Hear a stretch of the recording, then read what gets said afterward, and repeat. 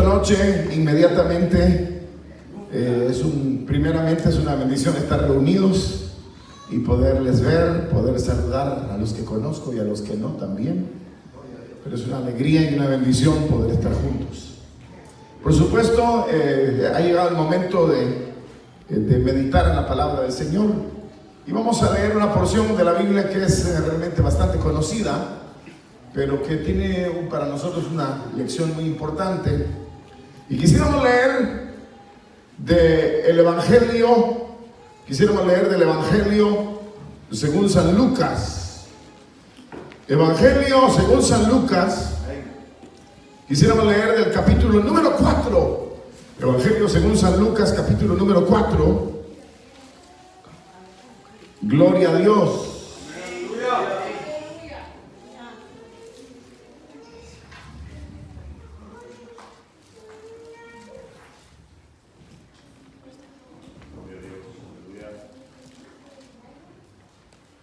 Y dice la Escritura de la manera siguiente. Evangelio según San Lucas, capítulo número 4.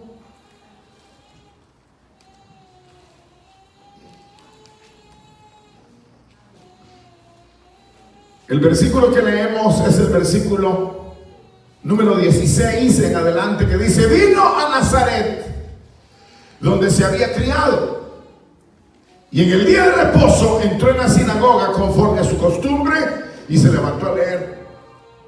Y se le dio el libro del profeta Isaías, y habiendo abierto el libro, halló el lugar donde estaba escrito: el Espíritu del Señor está sobre mí, por cuanto me ha ungido para dar buenas nuevas a los pobres. Me ha enviado a sanar a los quebrantados de corazón, a pregonar libertad a los cautivos y vista a los ciegos, a poner libertad a los oprimidos, a predicar el año agradable del Señor. Y enrollando el libro lo dio al ministro y se sentó, y los ojos de todos en la sinagoga estaban fijos en él. Y comenzó a decirles: hoy se ha cumplido esta escritura delante de vosotros. Y todos daban buen testimonio de él y estaban maravillados de las palabras de gracia que salían de su boca. Y decían: ¿no es este el hijo de José? Él les dijo: sin duda me diréis este refrán médico: cúrate a ti mismo, de tantas cosas que hemos oído de ti, que se han hecho en Capernaum, hasta también aquí en tu tierra. Y añadió diciendo: de cierto os digo, ningún profeta es acepto en su propia tierra. Y en verdad os digo que muchas viudas habían en Israel en los días de Elías, cuando el cielo fue cerrado por 3 años y 6 meses, y hubo una gran hambre en toda la tierra, pero a ninguna de ellas fue enviado Elías, sino una mujer viuda en Sarepta de Sidón.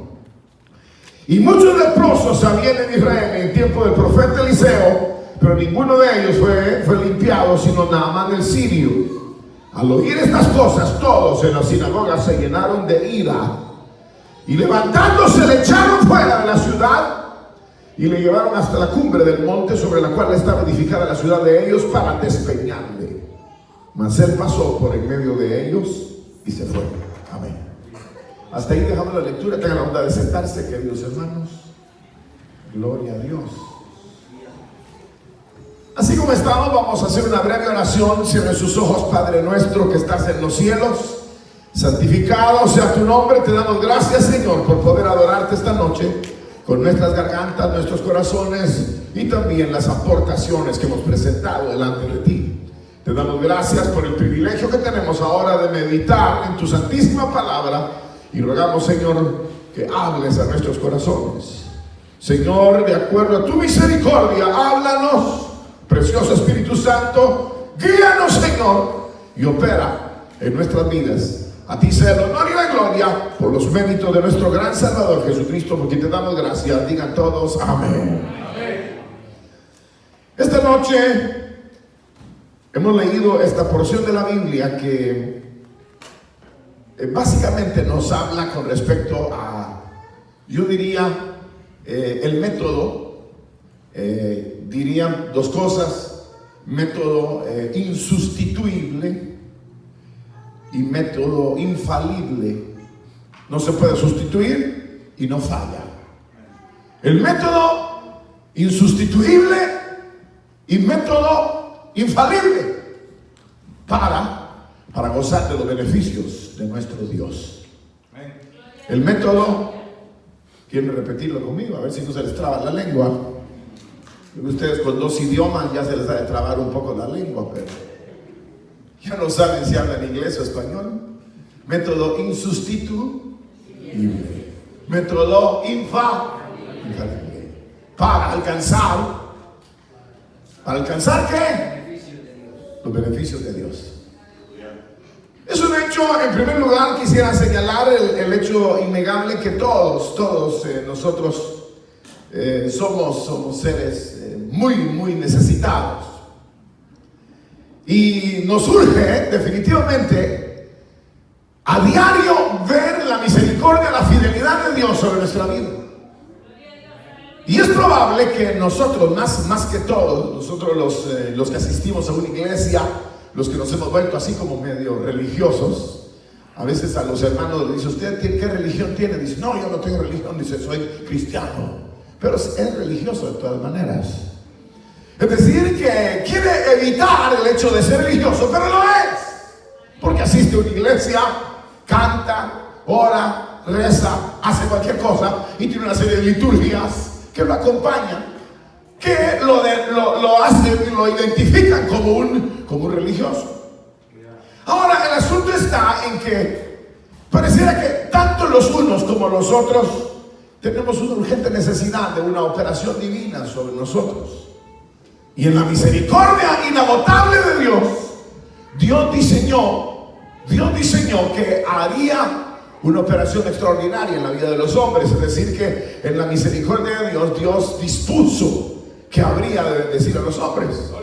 Dios dispuso en su corazón que habría de redimir al hombre, habría de enriquecer al hombre, bendecir al hombre. Dios dispuso en su corazón. Es decir, que el hombre no es el que promueve en un sentido la bendición de Dios, sino que al contrario, es Dios el autor de la salvación, es Dios el autor del beneficio humano, es Dios. Hoy estaba leyendo el libro de Esdras. No sé si ustedes habrán sabido que hay un libro que se llama Esdras en la Biblia.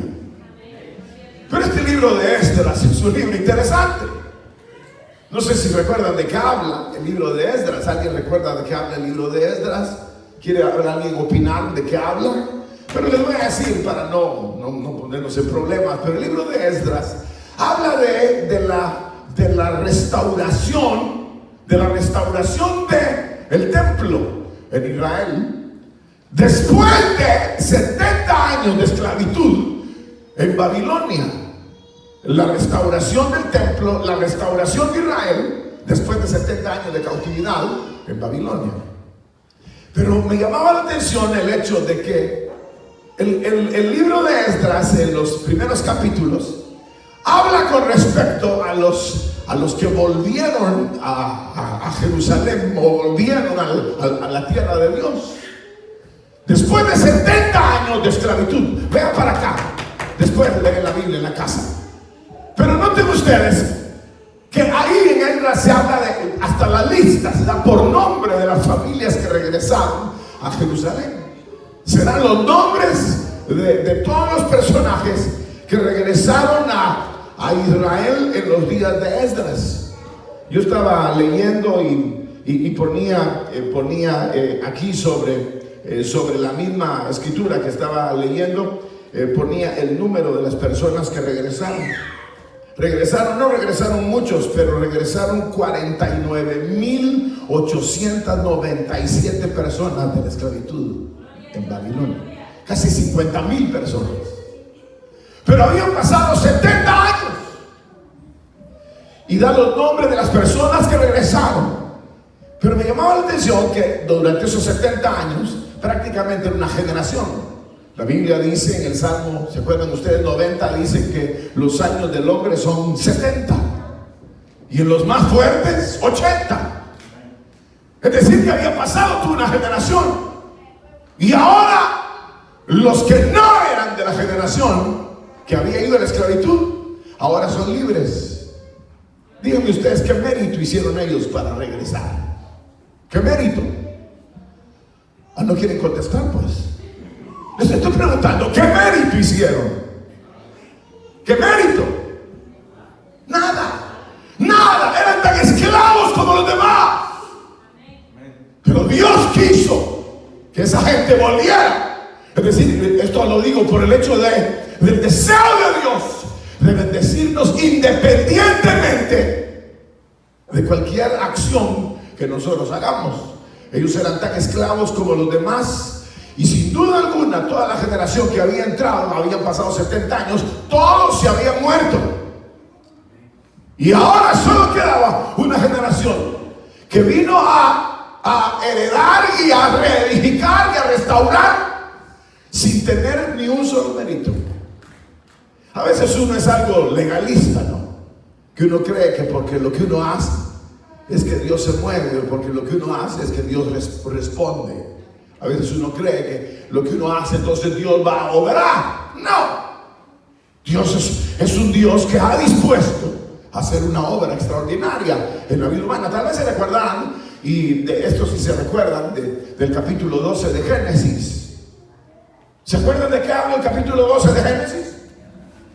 ¿Se acuerdan o no? Bueno, les voy a decir también, porque parece que no conocen la Biblia. Les vamos a regalar una a todos. No, pero el capítulo 12 de Génesis habla sobre cuando Dios llamó a Abraham.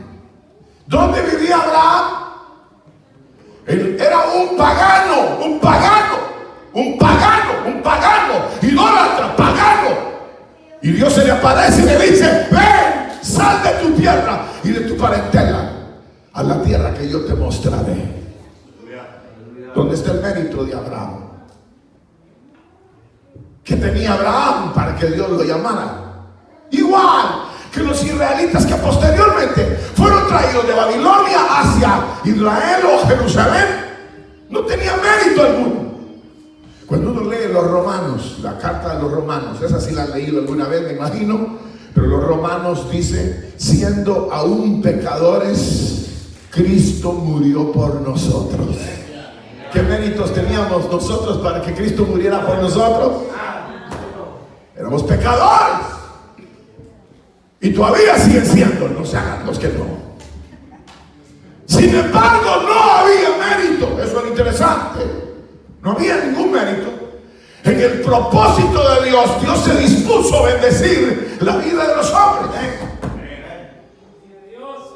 El libro de Dios dice, el libro de Jonás dice: la salvación pertenece a Jehová.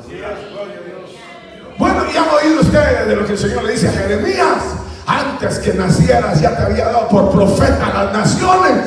Es decir, no tenía nada que ver, y Dios ya lo había elegido, porque Dios tenía planes para ellos. Quiero atreverme a decirles algo, queridos hermanos, esta noche, que Dios tiene planes para ustedes. ¿Han leído donde dice la Biblia que los pensamientos de Dios son más altos que nuestros pensamientos? ¿Han leído? Es decir, que Dios en verdad quiere hacer una operación extraordinaria en la vida humana. Ha planeado, ha predispuesto a hacer algo extraordinario en la vida humana.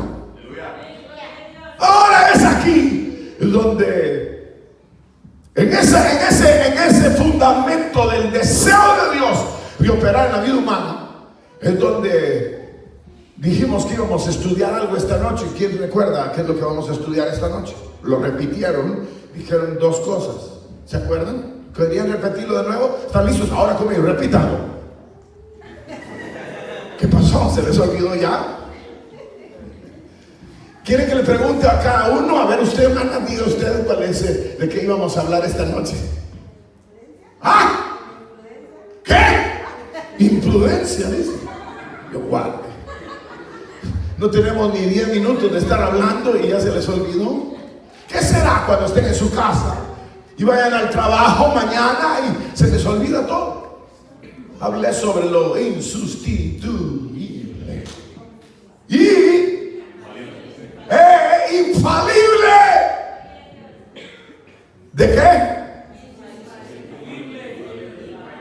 ¿Insustituible qué? ¿Infalible qué? Del método de Dios para alcanzar la bendición de Dios. Dios, en primer lugar, está dispuesto a bendecirnos. Digan gloria a Dios si quieren, hombre. Ya les expliqué que no tenía mérito Israel, no tenía mérito Abraham, no teníamos mérito nosotros los gentiles, según Romanos, no teníamos mérito. Y sin embargo Dios dispuso en su soberanía bendecir la vida humana. Ahora es aquí donde el plan eterno de Dios es extraordinario, por supuesto. Ese plan extraordinario donde el Señor le dijo a Abraham, así le dijo: bendiciendo te bendeciré. Y voy a maldecir a todos los que te maldigan y voy a bendecir a todos los que te bendigan. Y se acabó. ¿Y por qué? Porque me da la gana. Es decir, que no había razón aparente. Pero hay un elemento que es el elemento que hemos leído esta noche. El elemento que nos lleva a nosotros a considerar o a apropiarnos de la bendición de Dios insustituiblemente e infaliblemente sobre la vida nuestra. Y es definitivamente, y aquí voy a aterrizar inicialmente, el elemento que nos hace a nosotros apropiarnos de la bendición de Dios sin que haya otro elemento que lo pueda sustituir, ni otro elemento que lo pueda ejecutar. Es la fe. La fe. Digan fe. Grítenle en el oído a la que tienen al lado: ¡fe!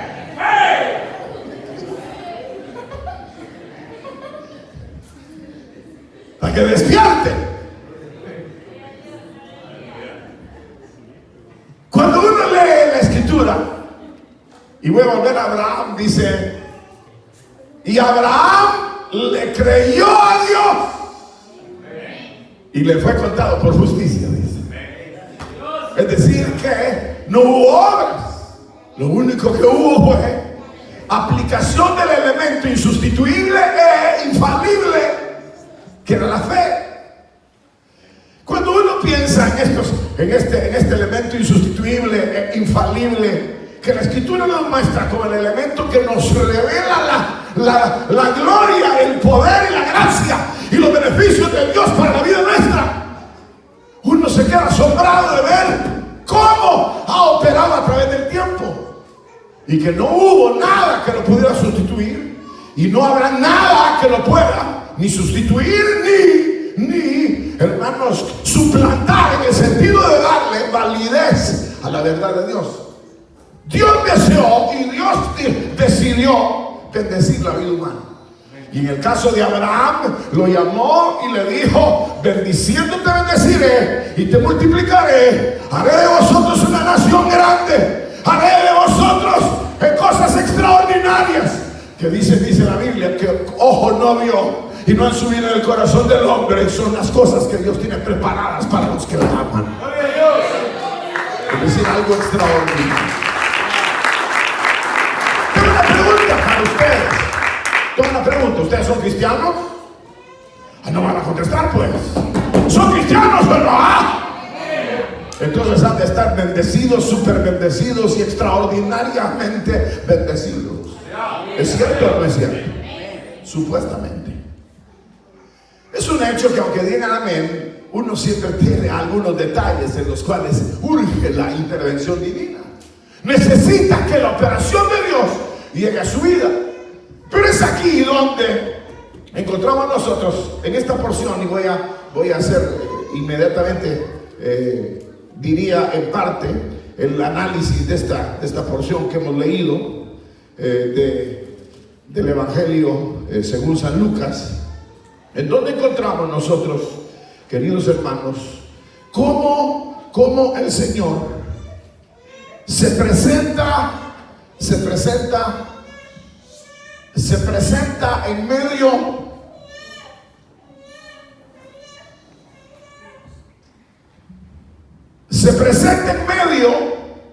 de su tierra y de la sinagoga para corroborar. ¿Corroborar qué? Vamos a ver quién está en la jugada.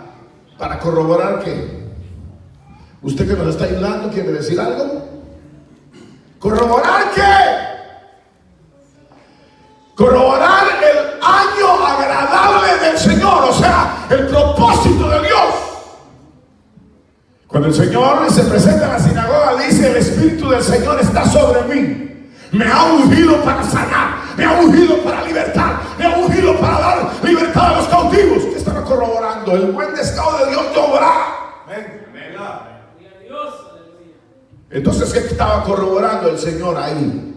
El año, así termina el Señor, dice, y dice: a predicar el año agradable del Señor. Así dice el verso 19, a predicar. Me ha ungido finalmente para predicar el año agradable del Señor. ¿A qué se refiere el año agradable del Señor? ¿A qué se refiere? Se refiere al periodo en el cual Dios obraría de una manera extraordinaria en la vida de los hombres. A eso se refiere, al año agradable de Dios. Cuando Pablo predica, dice Dios, en el libro de los Hechos dice: Dios, habiendo pasado por alto el periodo o el tiempo de esta ignorancia, ahora está dispuesto a operar. Cuando Cristo llega a la sinagoga y llega a Nazaret, donde se había criado, Él insiste y corrobora la verdad de que Dios quiere bendecir. Dice: he venido a predicar la buena voluntad de Dios, el deseo de Dios, y el Espíritu del Señor está sobre mí. Hablando de Él mismo, de Cristo. Dice: está sobre mí para dar buenas nuevas a los pobres, sanar a los quebrantados, pregonar libertad a los cautivos, vista a los ciegos y poner en libertad a los oprimidos. No solamente se refiere a el buen propósito de Dios, sino que también está ese buen propósito de Dios ahora direccionado o revelado en la persona de Jesucristo. Ustedes han leído, a ver quién se lo sabe, si no se lo saben, los vamos a regresar a Kinder. San Juan 14:6. ¿No? ¿Le suena o no le suena? Digan lo que dice correctamente: yo soy el camino, la verdad y la vida, y nadie viene al Padre si no es por mí. Es decir, lo que Pablo dice a los romanos también dice. Pablo dice: siervo de Jesucristo, así empieza Romanos, siervo de Jesucristo, llamado a ser apóstol, dice, para el evangelio de Dios que Él antes había prometido por los profetas en las santas escrituras. Y luego dice: acerca de su Hijo. Es decir, que Dios, en las buenas nuevas que tenía que darle al hombre, es decir, que la buena disposición de Dios las centra en la persona de Jesucristo. Ahora Jesucristo llega a la sinagoga. Y ahora Cristo se presenta en la sinagoga. ¿Para qué? Digan, ¿para qué? ¿Para qué? ¿Para qué? Repítanlo, por favor. ¿Para qué llega? Dime, ¿para qué llega? ¿Para qué? ¿Para qué? No. ¿Para qué no repitan? ¿Para qué llega? ¿Para qué? Para anunciar el año agradable del Señor, correcto. Y en otro sentido, para corroborar el buen deseo de Dios de bendecir a los hombres. Y entonces dijo: vengo, y el Espíritu del Señor está sobre mí, vengo certificado por el Padre, y ahora vengo a anunciar el buen propósito de Dios. ¿Han oído ustedes que dice en otras versiones, dice buena voluntad para con los hombres? Es decir, cuando los ángeles se aparecieron, dice, se aparecieron que nació el Señor, dice: os ha nacido hoy en la ciudad de David un Salvador. Y dice: paz en la tierra y buena voluntad para con los hombres. Es decir, que la buena voluntad, el año agradable de Dios, había llegado en la persona de Cristo para bendecir a los hombres. Imagínense ustedes en dónde está el hombre, en dónde el hombre descendió, hasta dónde nosotros nos hicimos casi animales. El ser humano se hizo casi un animal. Bueno, quizás peor, ¿verdad? Porque allá por donde yo vengo, le cortan la cabeza a la gente así, pa. Le cortan la cabeza. Como si nada. Dice un joven, me dieron $500 y maté a la niña de 14 años, de 12 años. Somos peor que bestias. Y de ahí, y a pesar de ser animales bestias, ya sin escrúpulos y sin principios, en donde aquí en Nueva York ahora nacen los hijos, ya saben ustedes, y les ponen sexo X. Cuando él crezca, si va a ser maricón o si va a ser lesbiana, pues entonces ya se pone el sexo que él quiera. Somos unos animales. Digan conmigo, yo soy un animal. O digan, pues soy peor que una bestia. El salmo así dice, yo era como una bestia delante de ti. Es decir, que nosotros nos degeneramos tanto. Y si alguna vez quieren ver una foto de esa degeneración humana, lean Romanos capítulo número 1. Léanlo alguna vez. Hoy antes de dormirse, para que no puedan dormir. Y se van a dar cuenta hasta dónde llega la degeneración humana. Dice, como no tuvieron en cuenta a Dios, se corrompieron, se hicieron abominables, se hicieron idólatras, adoraron las criaturas antes que al Creador, cambiaron sus sexos. Luego dice, se hicieron abominables, fornicarios, inmundos, adúlteros, mentirosos, soberbios, altivos, detractores, aborrecedores de Dios, injuriosos. Es decir, llegamos al límite. Y luego termina el capítulo 1 diciendo, y esto dice, que los que practican tales cosas son dignos de muerte. Imagínense ustedes, hasta ahí llegamos. Y viene el Señor y dice, no, pero yo tengo un año agradable para ustedes. Dile gloria a Dios, pues, hombre. ¡Ah! Imagínense ustedes, qué increíble.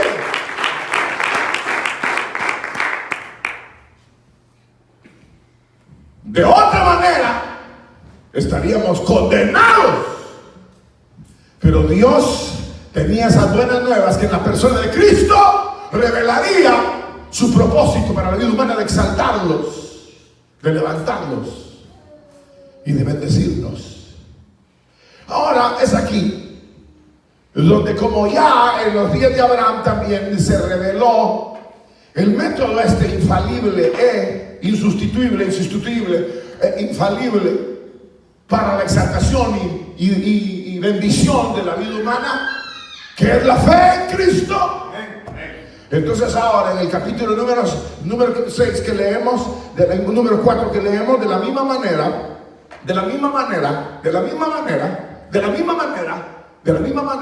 se presenta la verdad de Dios para que nosotros nos hagamos acreedores o beneficiarios de la bendición divina.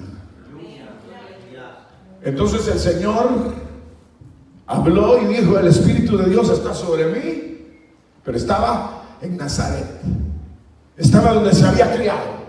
Es decir, que ahí no podían haber dudas de quién era Él. Ahí no podía haber ningún tipo de duda de quién era Él y por qué había aparecido. Habían oído de Él que había hecho maravillas en Capernaum, había hecho maravillas en todo lugar donde Él iba. Y ahora cuando en la sinagoga, y llega. Hermanos, yo diría, era el lugar apropiado para una manifestación gloriosa de Jesucristo, de Dios en Cristo, a favor de ellos.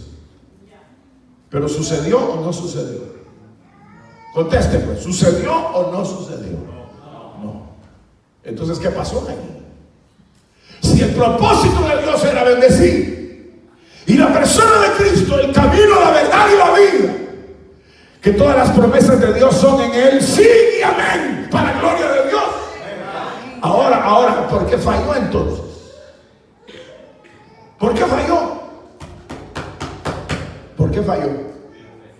Era el momento adecuado. El Espíritu de Dios está sobre mí. Vine para sanar, liberar, dejar ir libres, dar a los pobres auxilio, bendecirlos, sanarlos, llenarlos. Y resulta que no funcionó. ¿Qué pasó? ¿Qué pasó ahí? ¿Saben qué pasó? Los dos elementos. ¿De qué les dije? Primer elemento, la característica de este elemento, ¿qué es? ¿Qué es qué? ¿Qué es qué? Ese es el último, infalible. El primero es insustituible, correcto, que no se puede sustituir. Entonces, ¿qué pasó aquí? ¿Saben qué había pasado? Que ellos habían sustituido el elemento insustituible ¿por qué lo habían sustituido? ¿Por qué lo habían sustituido? ¿Qué se les ocurre decir? Si el Señor no hizo ningún milagro ahí, ¿por qué entonces? ¿Por qué? ¿Por qué no lo hizo? Si el propósito era llegar, hablar, obrar.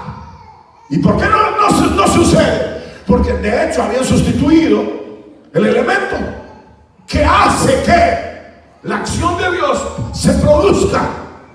Ustedes han leído que dice: el justo por la fe vivirá.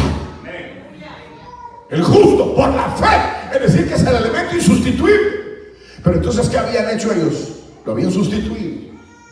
¿Quieren decirme por qué lo habían sustituido? Entonces el hermano dice, y esta es verdad, él dice, por el humanismo. Tiene razón. Humanismo, religión, que va de la mano. Humanismo y religión van de la mano, en donde las exigencias humanas son tales que el elemento insustituible, que es la fe, empieza a menguar y a desaparecerse. Donde se tendrían que haber sucedido los mayores milagros, sería donde Cristo nació. Donde tendrían que sucederse las mayores maravillas, era donde el Señor había llegado. Pero ahora no sucedía, porque el elemento de fe, que no se puede sustituir, había sido sustituido por el ritual, el ceremonial. No, estamos, y esto tiene algo que ver con nosotros. No crean que por gusto lo estamos meditando, pues. Nosotros somos más religiosos que cristianos. Sí, nosotros somos una chulada, somos sinvergüenzas y venimos como que somos de la Santa María. Nosotros somos una desgracia y venimos como que somos San José. Nosotros somos malcriados y respetuosos y respetamos la ley, no hacemos las cosas como debe de ser, y todavía venimos acá: úngeme, fuego le va a caer. Es decir, que somos perfectos religiosos, pero todavía queremos que la bendición de Dios caiga sobre nosotros. Cuando uno ve la actitud de los creyentes, como dice Pablo a los Corintios, se oye que entre vosotros hay un fornicario, dice, que tiene la mujer de su padre. Y dice así, en lugar de haberos lamentado, habéis sido alcahuetas y tolerantes con él. Es decir, que las acciones de él eran abominables, pero su religiosidad prevalecía. Entonces ellos querían el fluir de Dios, aunque se mantuvieran lejos de la realidad divina. Entonces por eso es que hoy en las iglesias, y no solo en esta, sino en todas las iglesias, pareciera haber una ausencia de la gloria de Dios. ¿Pero saben por qué? Porque el elemento fe ha sido sustituido por la religiosidad. Entonces viene toda la gente y está viendo al otro. ¿Y qué le importa al otro? Pues viene a ver cómo vino la otra, a ver cómo vino la otra. ¿Y qué le importa a usted? A ver si cómo trajo la falda. ¿Qué le importa, hombre? Y uno se vuelve tan fariseo, y que está juzgando al otro, y uno no se ha juzgado, como dijo el Señor. Miran la mota que está en el ojo del otro, y la viga que tienen ellos no se la ven. Hermanos viga que están aquí, que son más religiosos que creyentes. Dios por eso no fluye sobre sus vidas. Están enfermos, fregados, arruinados, siempre suspiran. No sé qué tengo, dice, ando suspirando todo el día. Claro, siendo una agonía que saber qué. Todo lo que hace les va mal. No es como el Salmo número 1 que dice: todo lo que hagan tus manos prosperará. Eso no es para nosotros. A nosotros todo lo que hacemos nos va mal. Le dice, ponga este tornillo y no lo pone bien, de cabeza lo pone. Raspe aquí, ponga eso ahí, de cabeza. Tiene que poner otra persona porque el hermano anda perdido, anda divagado. Él no sabe qué está haciendo porque la bendición de Dios se ha ausentado. El buen propósito de Dios existe y es una realidad y ha señalado el camino para bendecirnos. Pero el elemento fe se ha ausentado. Nosotros damos por sentado dentro del marco de la religión que Dios tiene que operar en nuestra vida, que Dios tiene que operar. Somos tan sinvergüenzas. Y les voy a poner un ejemplo que es bastante notorio. Entonces digo yo, bueno, dice el Señor que hay que dar diezmo. Pues aquí está mi diezmo y me tiene que bendecir el Señor. Y todo lo demás vida es una desgracia. Solo quiere cumplir con el diezmo. Váyanse al diablo, les digo yo allá. Aquí no, sino allá. No se trata de eso. No se trata de cumplir una parte de la ley y la otra obviarla u omitirla. No es un asunto externo, es un asunto de valores, de espíritu, de fe.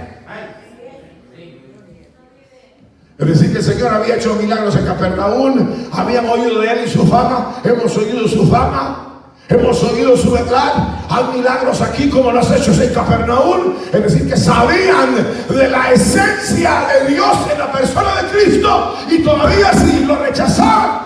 O sea que la fe no les alcanzaba para mover la mano de Dios a favor de ellos. Habían sustituido la fe por la religión. Cuando uno considera esto, es importante que nosotros lo consideremos para ver si nosotros no hemos caído en ese problema también. ¿Ustedes no sienten que ustedes son así como medio raros? Son hermanos pero raros. ¿No sienten ustedes que son hermanos así extraños, raros? Se saben los coros, hasta saben orar. Igual que los impíos católicos, ¿no? Que dicen, Padre nuestro que estás en los cielos, santificado sea tu nombre. Y esos son impíos y están rezando, pues. Pero los creyentes evangélicos hemos llegado a la misma desgracia y al mismo plano, en donde la fe ha sido borrada y sustituida por los elementos externos. Si ustedes se dan cuenta, tenemos un nivel de liturgia extraordinario. Aquí no tanto, pero hay otras iglesias donde ahora pasa el hermano, va a leer el salmo. Hermanos, pónganse de pie, por favor, vamos a orar. El Señor les bendiga esta noche, hermanos.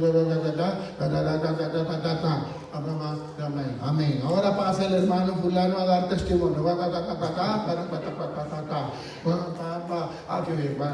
Ahora pasa el pastor. Es una liturgia y un ceremonial que uno lo tiene loco ahí en la silla. Y uno pareciera que no hay ningún valor, ni esencia, ni gloria divina que llegue a nuestro corazón. Hoy se quejan las iglesias de que no tienen jóvenes. ¿Y que va a estar haciendo un joven en medio de nosotros? Aburrido pasa. Mejor saca el teléfono y se sienta hasta atrás y está él ahí jugando, porque el culto no tiene gracia. Es muy aburrido el culto para los jóvenes y para los viejos también. Pero como ya nos acostumbramos a ser cuerudos, seguimos aquí adentro. Pero hemos sustituido el elemento fe. Y al haberlo sustituido nos quedamos a cero. En donde no hay un fluir de Dios que vivifica nuestros huesos, que vivifica nuestro espíritu. Para no alargar el asunto, si los vamos a matar de una vez. Entonces vamos a anotar el segundo elemento. ¿Cuál es el elemento? Primero es insustituible y el segundo es infalible. Es decir, que la fe no falla. Pero a pesar de eso, nosotros hemos sustituido la fe por el ritual, el ceremonial y la religión.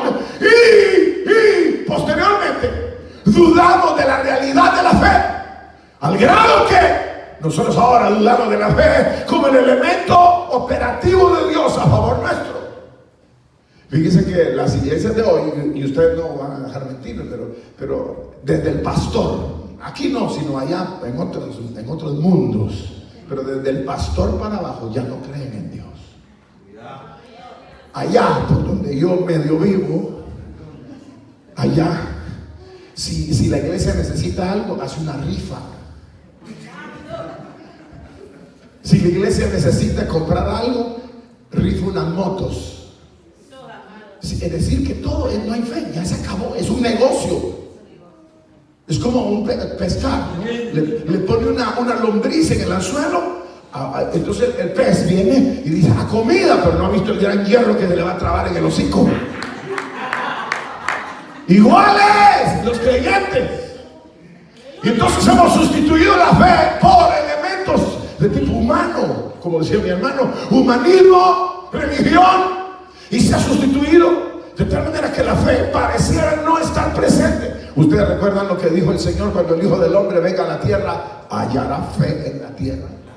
Era una pregunta, porque la fe se va esfumando y nos volvemos religiosos. Este mismo local en donde estamos, he sabido que los hermanos coreanos, que son los propietarios, ya no vienen ninguno.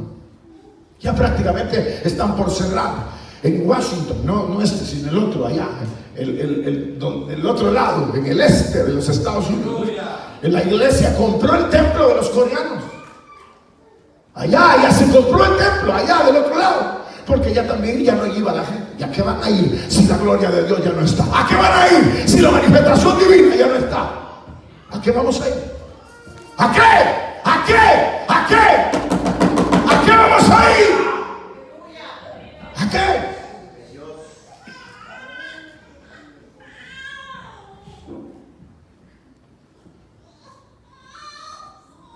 ¿A qué vamos a ir si la gloria de Dios no está con nosotros? A nada. Por eso cuando el Señor llegó a la sinagoga y vio un tipo con la mano seca, le dijo: ponte de pie, extiende la mano, y lo sanó, porque ya no había fluir de Dios ahí. ¿Y por qué la gente esta al final quieren despeñar a Cristo y matarlo? Eso quieren, al autor de la vida y al que Dios señaló como el conducto de bendición, lo querían sacar. Es lo que dice el libro de Apocalipsis: he aquí, yo estoy a la puerta y llamo. ¿Cómo va a estar a la puerta Cristo de su iglesia llamando que lo dejen entrar? Es porque los religiosos se la quitaron. Ustedes le quitaron la iglesia al Señor. Le quitamos la iglesia al Señor. Entonces nosotros ahora tenemos todo tipo de actividad. Todo tipo. Bueno, en las iglesias católicas hay bingo. En las iglesias evangélicas, yo lo he visto, hay también grandes comedores. También he visto que hay ruedas de caballitos para los niños en las iglesias. Hay también, bueno, y hoy me estaba contando otro pastor, hoy en la mañana antes de venirme para acá, me contaba un pastor que otros pastores estaban promoviendo la pirámide, eso de ganar dinero, un asunto que se llama pirámide. No sé si ustedes ya lo juegan aquí en la iglesia. Sería el colmo. Es decir, que ya se volvió un negocio la iglesia. Ya se volvió un negocio. Se sustituyó la fe. Se sustituyeron los valores. Y no se le acreditó a la fe poder, gloria, suficiencia. De tal manera, bueno, que por allá acaba de salir un pastor anunciando que se dedica oficialmente y renuncia al ministerio para dedicarse a la política. ¡Qué desgracia, hermanos! ¿Hasta dónde hemos llegado? Porque él dice que de esa plataforma va a servir mejor al Señor que siendo un ministro de la palabra. ¿Qué es lo que tienen en la cabeza? ¿Qué es? ¿A dónde han llegado los valores de la fe cristiana? ¿A dónde han llegado? En donde la fe no vale nada, en donde la fe puede ser sustituida. Y si necesitamos dinero para construir, pues hagamos rifas, vendamos carros, hagamos así y vamos a tener dinero. Dios no quiere templos. Dios lo que quiere es tu corazón. Esto es lo que quiere. Pero es aquí donde. Y aquí termino. Esta gente a la cual el Señor se dirige en la sinagoga, estaban en la sinagoga, no se les olvide, estaban adentro de la sinagoga, o sea, en la reunión, en la iglesia, en la congregación, ahí estaban, y el Señor les dice, y aquí voy a terminar, les dice: En los días de Elías pasó lo mismo que está pasando hoy, le dice. Que toda la gente ya no creía en Dios. Y hoy es exactamente igual como en los días de Elías, porque Elías, para que la gloria de Dios se manifestara, ¿a dónde fue? Vamos a ver, hermana, usted que está soplando al niño, ¿a dónde fue? Dígales a todos estos, ¿a dónde se fue Elías? Dígales a todos estos. ¿No saben? Ya lo leímos. ¿A dónde se fue? A Sarepta de Sidón, al pueblo gentil, a gente lejana de los valores religiosos. Se fue a buscar una persona que era nadie. ¿Para qué? El fluir de Dios estuviera sobre ella.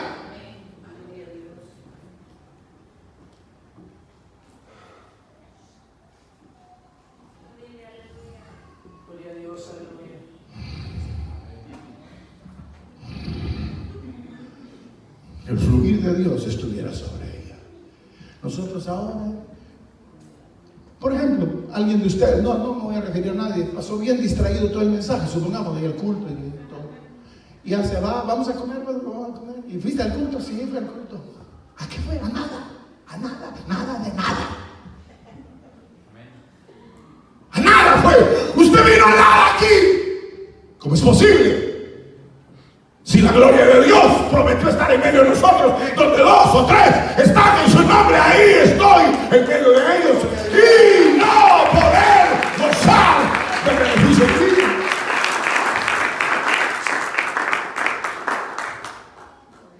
Hermano, ahorita voy a terminar, ya se quiere, hermano Lester, ya ahorita, siéntese, váyase de aquí. 1 minuto y termino ahorita.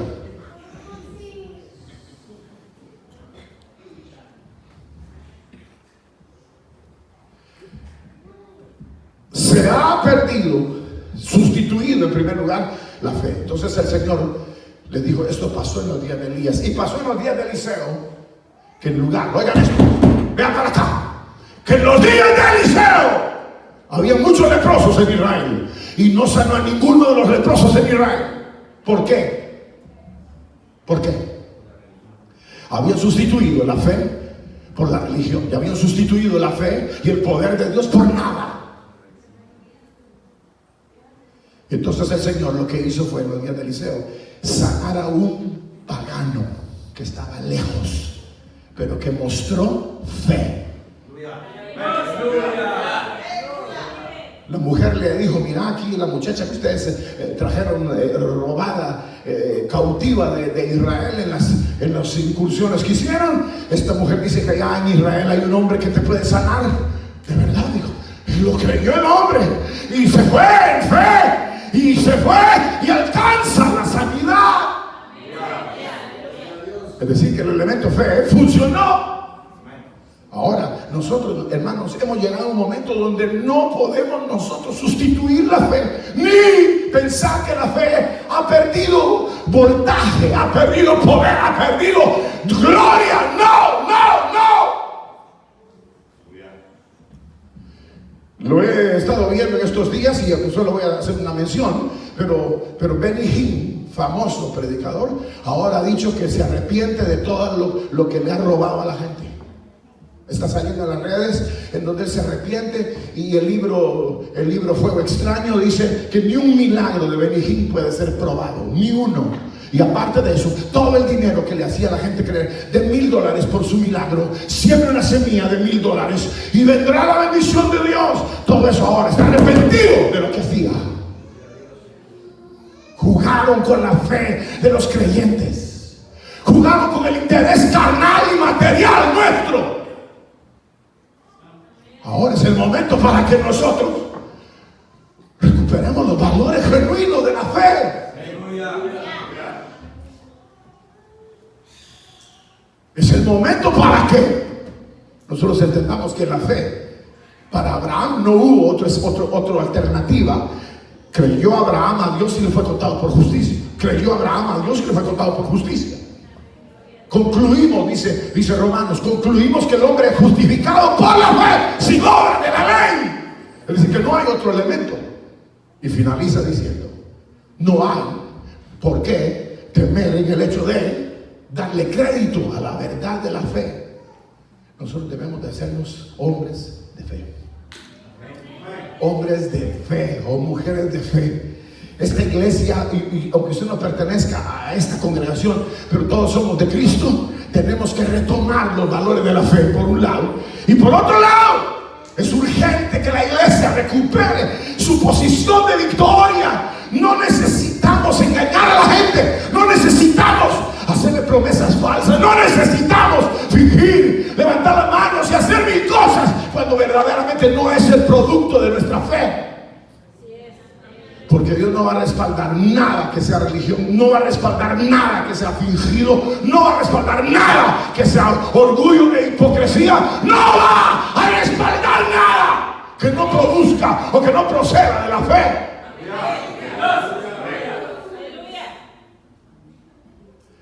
Recuerden que aquí termino, ya cerré la Biblia, pero cuando el Señor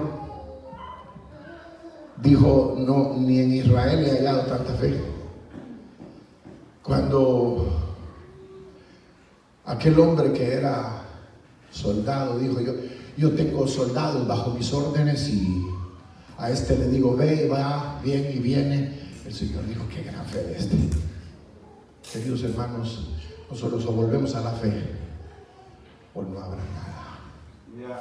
Nosotros no somos una institución ajena a la fe y a los valores espirituales, sino que la iglesia está formada, fundamentada en el hecho de la fe. Y ese elemento no puede ser sustituido, como no era posible sustituir el aceite de la santa unción o el perfume sagrado que se usaba en el tiempo antiguo. No se podía sustituir. Cualquiera quisiera un aceite o un perfume semejante a este, dice el libro del Éxodo, debe morir, porque está sustituyendo lo que honra a Dios, que es la fe. No tenemos aquí uno de esos que se infla aquí en el brazo para ver cómo está su fe. No hay lástima, pero usted sabe cómo está su fe. Si usted es enojado, su fe está ya en el suelo. Si usted dice malas palabras, su vida está en el suelo. Si anda pensando que un día va a ser multiarchimillonario y que su edificio va a tener su apellido hasta arriba, olvídese. Está perdido. Nosotros tenemos necesidad de recuperar la fe. Amén. Y para el que cree, todo le es posible. Para el que cree, todo le es posible. No te he dicho que si crees, verás la gloria. Amén. Vamos a orar. Pónganse de pie, por favor, hermanitos.